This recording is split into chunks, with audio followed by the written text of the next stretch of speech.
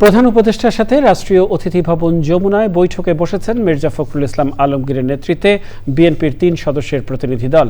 সন্ধ্যা ৬টার কিছুক্ষণ আগেই তাদের গাড়ি যমুনায় প্রবেশ করে।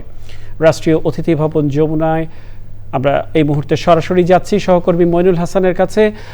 মইনুল, আপনি রয়েছেন রাষ্ট্রীয় অতিথি ভবন যমুনায়। বিএনপির প্রতিনিধি দল প্রধান উপদেষ্টার সাথে সাক্ষাৎ করতে সেখানে প্রবেশ করেছে। সর্বশেষ কি তথ্য রয়েছে আপনার কাছে?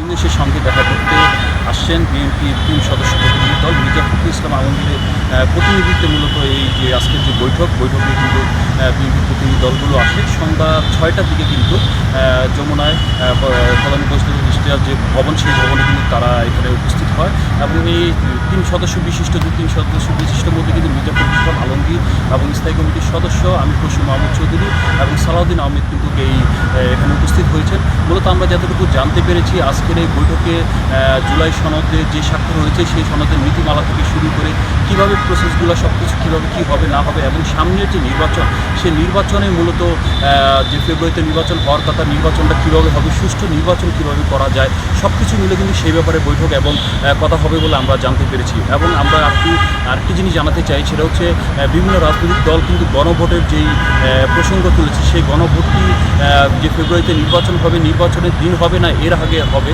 এবং নির্বাচনের দিন হলে কিন্তু নির্বাচনের যে খরচটি আছে সেই খরচটি কিন্তু অনেকটা কমে যাবে। সব কিছু মিলে সার্বিক পরিস্থিতি মিলে কিন্তু আজকে এই বৈঠকটি এখানে করা হচ্ছে এবং ডক্টর মোহাম্মদ ইউনূসের উপস্থিতিতে এবং বিএনপির ৩ সদস্য প্রতিনিধি দল তারা কিন্তু এখানে এসেছেন এইসব ব্যাপারে।